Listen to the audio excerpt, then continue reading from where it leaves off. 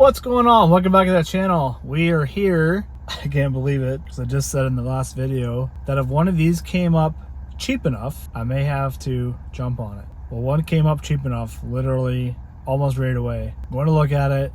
It's going to be friggin' sick. I've wanted one since they came out. They no longer make them. Probably guess what it is. We're getting an RS1. Yep.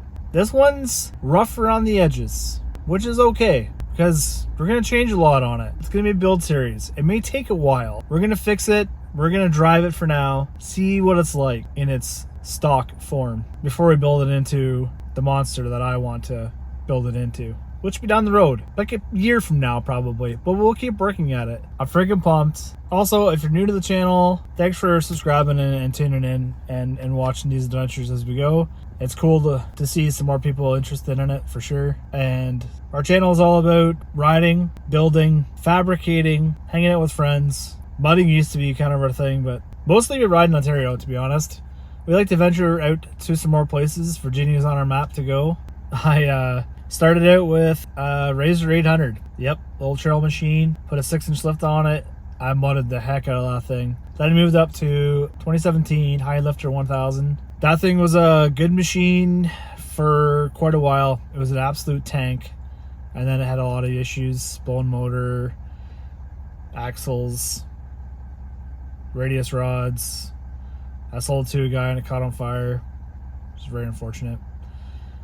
To my current machine, which is a 2021 Pro XP Sport Edition, where we've done some upgrades on it. It came with Aftermarket Assassin's Stage 3 kit. I put some 35-inch Moto Ravage XLs, which are, in my opinion, the best all-around tire out there. Dirk also has a 2021 Premium. You see in the last couple videos has some issues with. Jamesy, big Jamesy's, he's riding the Honda Gainey, the Honda 520 Rubicon. Guy's a weapon. And then I guess my friends right along. Connor has a Can-Am X3. Justin Haas, he's got a Defender XMR on some pretty nasty 35-inch. Actually, I can't remember what the tires, their names are, but they're mud tire. And Nathan, he's got XP 1000, which also just lost the motor, but it's rebuilt, so it'll be back on the channel soon. So yeah, we just like to ride, have fun. So if you like that kind of stuff, we get into some shenanigans. We like to stay hydrated while we get into some shenanigans, and we like to rip. So again, thanks for tuning in, and we'll be back. I'm not gonna ask this guy if I can film because I'm just not there yet with filming in public. It's kind of a weird thing. See how it looks. If I get back to you in a bit, it'll be on the trailer. See you in a sec. Well, we fucking bought it, boys. Oh my god. It's freaking sick. I just left this place and we freaking got it. Already has Super ETV high clearance radius rods on it. It has different front lower controller arms, hosers. Got a winch that works. He's already done upgraded springs here. Apparently has bigger Walker Evans riser up there. Rides pretty nice. It shifts friggin' mint. It is not perfect. Oh, came with the rub rails. Got the extra wide fender flares on it. Windshield, which is pretty clapped out, to be honest with you. I like this front bumper. It has a rear bumper. These are bright as hell. They're different to get into.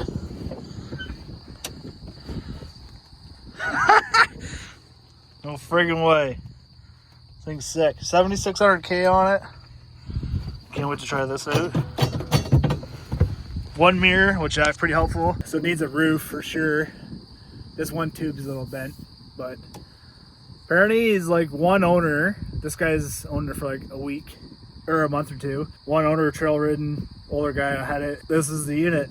This is it. I can't wait to drive this. It does need, oh, you can just step right on that. Both rear wheel bearings are shot. Yeah, both, and this axle's out of it. This U-joint is out of it. The derrick carry bearing might be out of it. Definitely, and then there's a severe oil leak coming out of there, like severe for a while. This is all very wet.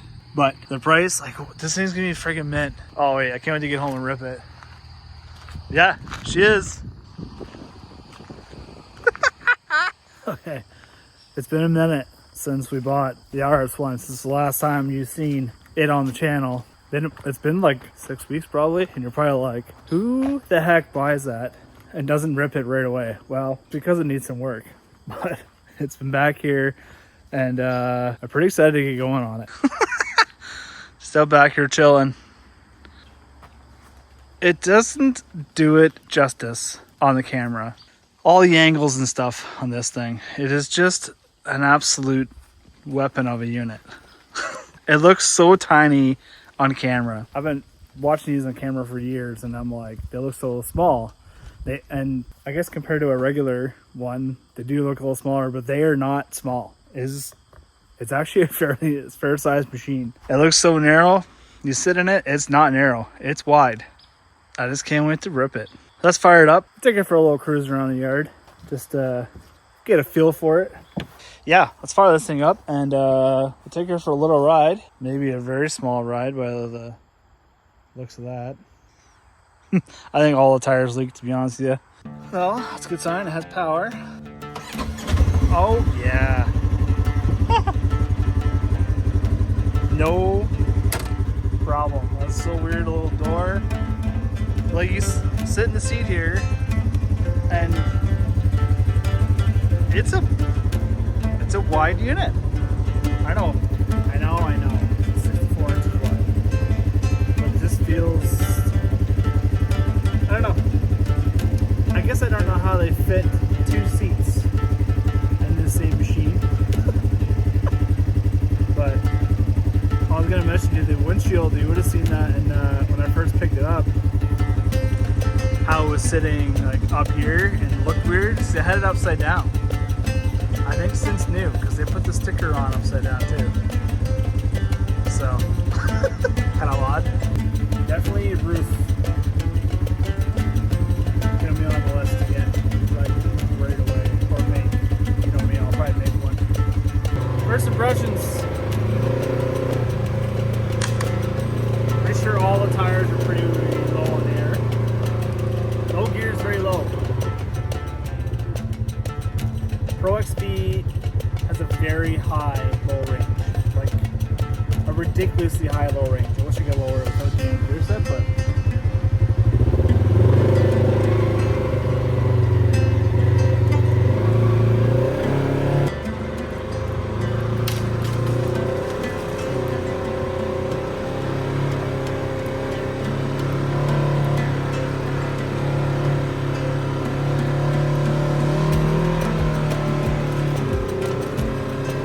it does 10 kilometers an hour. That's at almost $5 grand, $4.5 grand.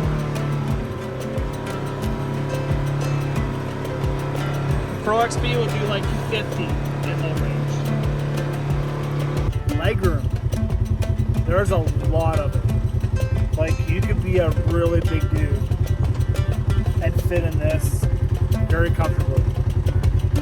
I forgot how short and uncomfortable these seats are.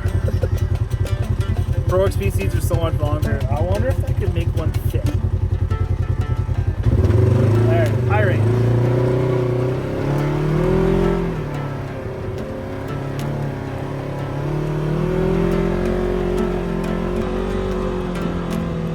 That windshield is atrocious. What's better is not have it.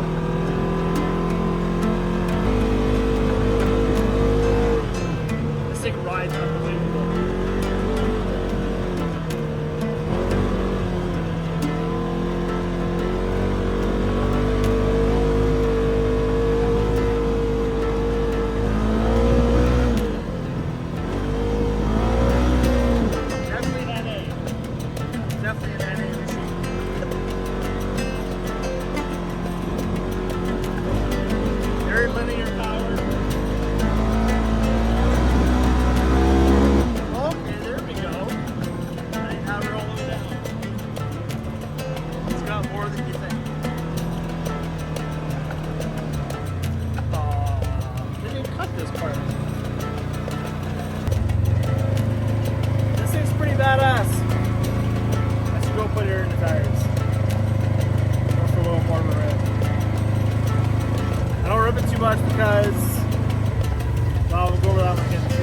This thing's freaking awesome. It's got a very long pedal, so I thought I was like pretty well wide open. I wasn't. I was like not even 3/4, so there I gave it a little more. Yeah, it goes pretty good. Still haven't reached 40 yet.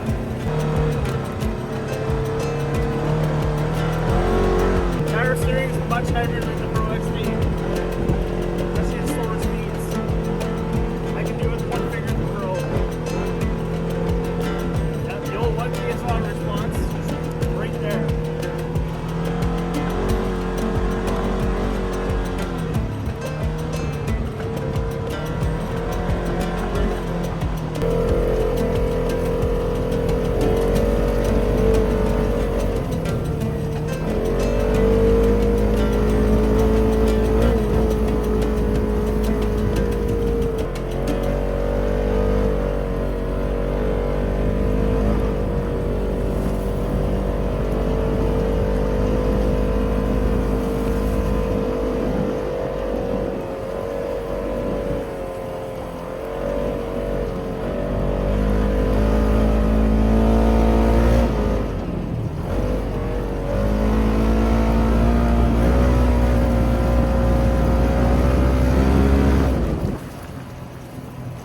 It's really hard to hold a camera up there like that.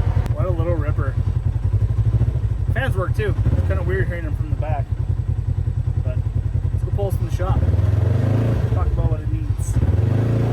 Tires are very low.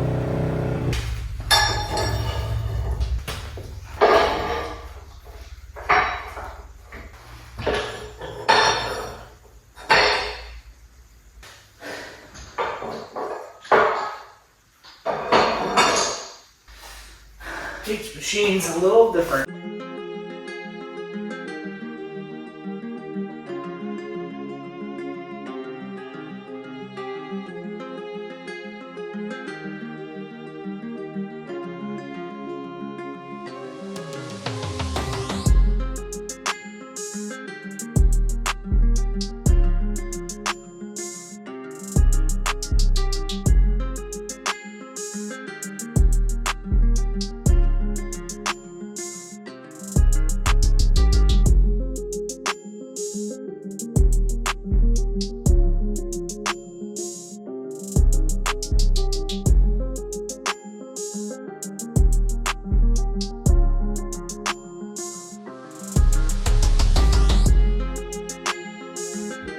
We're back with the RS1 and working on this, and I've come up with a name for it.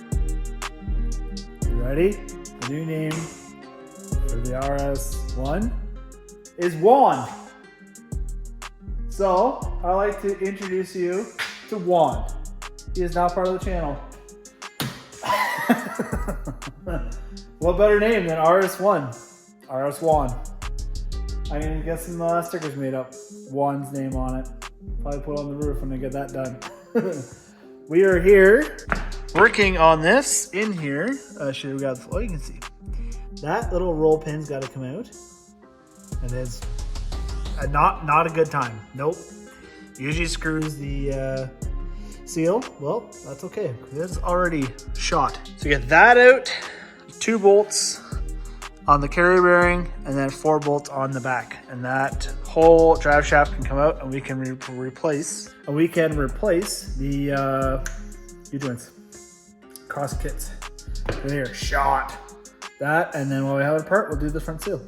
Minty. These wheel bearings in the front feel pretty good. Not gonna change them. Probably gonna grease them. Carry on. Brakes are good. Needs a major deep clean though, which is fine. I don't mind doing that. Get outside. Get some good soap going and scrub all that oil away. You can probably power wash a lot of it off too, but make it look good again. Doesn't look too bad for the kilometers. So for this, I use a punch. Way there are 2 people.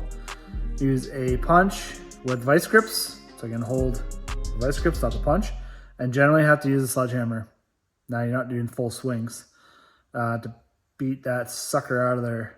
With it leaking like that, I'm hoping the oil, the hoolie, has kind of seeped its way in all on nooks and crannies and loosened it up. That would be ideal, and it's not hard to do, but usually it's out. You know what? Okay, I'm gonna get this out. Okay, I've been working away for a while, and I thought I would give an update on some stuff to get this carry bearing out. One, I figured this out after. Take this floor piece out. It's 6 pop rivets, or what do we call those stupid plastic, these things? Damn thingamajiggers. You take them out, then you can get out those bolts a lot easier. I did it from the bottom. It sucked. Another thing that sucks, getting these out from here. You have to have it at just the right position and then put it in a park, or if you had a hand, because then it moves when you want to get undone. And half the time you can't get a freaking socket in there, like an Allen socket. Anyways, that sucked. Next problem, when you get that off, it doesn't clear here and here. It jams. It doesn't fit. So I'm not sure what the hell Polaris was thinking there. So I cut this off. I just trimmed it. It needs a little more filing, but I don't know. It's the only way I could get it out. The only way I could get it out. Then I did get that, obviously that roll pin out. Then you gotta go up here and bend that shield. You're gonna bend that up and wiggle the carry bearing out. So here's the back piece that bolts on to the center. So undo the back, take a punch and a hammer and just give this a tap. It pops off, and then it slides out once you trim that piece off. Unless mine's a one-off. Could be the engine mounts, or no, I highly doubt that. I don't know, it just doesn't fit, so I cut that. This U-joint does move. Doesn't move that way very well. And this one's loosey-goosey. Over to the front. This is completely shot. Oh, pushing focus here. Completely shot. Like, it wouldn't fall apart next ride, but it's done. And then while you're at it, this. Don't sound good. So, this is on there. And you pry one side off, kind of. And then you guys, I put a screwdriver in there. And just keep working it till this just pops off. And then this is actually part of the bearing. This is what kind of holds it in here. So you just tap this off. There's this one to tap. I've never seen one with this back piece on it. That's the update. What a pain. I don't know. I'd say the carry bearing, I've always said, is one of Polaris's downfalls, in my opinion. I don't know if that's original or not. If that's original, mine's blowing. 7,600K on it. My original high lifter lasted, I was like 1,500 miles shot, like completely fell apart. So I think the one on Clifford is also original. I'm pretty sure I've never changed it. So it's probably due, but it was still looking real nice last time I looked at it. Okay, enough ranting. I'm gonna get this taken apart. I don't have U-joints, so it's gonna be another day, but I'll get this bearing off. And maybe I'll play with getting these out. I suck at U-joints. Suck at it. I hate it. So then I get a negative attitude, which makes me suck at it even more. So yeah, that's how I feel. Well, it's been a few days. We're back here in the shop, working away this thing off and on. Plus, customer's Arctic. Handy dandy. Ugh, neighbors, another trade. Fun. 744 original kilometers. The Arctic 300. Mint. I got wheel bearings all the way around are all greased. New seal is put in. New U-joints installed. Greasable. And these are both the best ones you can get. They're super high end. We're pretty lucky. There's a Parts Co. in our local town, and I got the front seal and all the U-joints from them. Less than a third of the price from Polaris or anybody else, and I had them same day.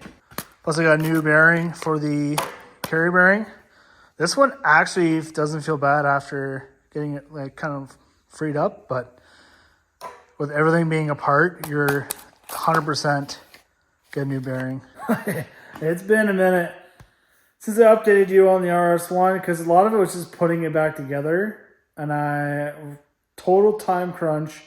I need to get this thing done, out the door, washed, test drive. We're leaving like 8 days to go up north again. So this thing's got to get done. Razor still needs brakes and bushings. Couldn't get bushings for this. They're 3 to 8 days away minimum, so I just put it back together. Not fun. Front end, not fun. But I did get them back in there and look all right. Got the grease figured out. They're kind of plugged. Got that, put the new seal in the front. Dirk was here for a few minutes and we got the drive shaft put in. Pretty handy to have him pop in just out of nowhere. And 8 of that. Clean the clutches, clutch covers back on. Axles look good, they're in there. His boot's kind of gone weird, funky when I got height all extended all the way out. What do you do? It'd be fine. What else? Rear bushings, just greased them. Even though they're really sloppy, but I thought all the tires were leaking. I put air in them the other day, 30 pounds or 20 pounds. And only one seems to be leaking. I bought tire slime for all of them because I don't really care about these rims, all these tires. They're gonna do for now. So I put tire slime in this tire here. We'll check it in the morning. Should be good, hopefully. And then you can see I've been, you can't ride without a roof. You can't. Especially this time of year, it rains a bit, you get soaking wet. It's a small roof, but it's something, it's actually Clifford's old roof. You can still see Clifford on it. I just turned it sideways and put a little angle cut on there, both sides. Made this, you have to put angle iron in the front here or else it just goes warpy. I did that and it's almost buttoned down. There's some trimming to do there. And then trim up this back piece. 2 more bolts there to put back here. And then I'll put a clamp here and then a clamp in the front. Yeah, looks all right. Temporary, I'll build a really cool steel one. Probably one day when we're back, but so far, yeah, these things are the cat's pajamas for doing the roll cage stuff. It's hard to even see them. It's only one little bolt that sticks out. You can see, I already did those 2, and it's just 2 bolts. That'll do for this weekend. Okay, fall back hopefully tomorrow I'll get this thing ripping. We'll go for another test drive. Maybe be able to hammer on a little more and that'll be it. So check back tomorrow. RS1 cleaned up, put away. It's in hiding. Only a couple guys know about the RS1 and it's going on the trip here next week. So it's out back, top secret location. No one can know. I took it for a rip. It's impressive. I think we need to have a showdown between that and a bunch of other machines. I'm thinking Dirk's Pro XP. It's stock. See what it's got. It's quick. Also, we just did some lap times with it. I did the track redone. I did mob it around there a bit. And these tires bad, they spin. Anyways, if you like this, you know what to do. Subscribe, give it a big old thumbs up, share with your buddies. We'll fucking see you later.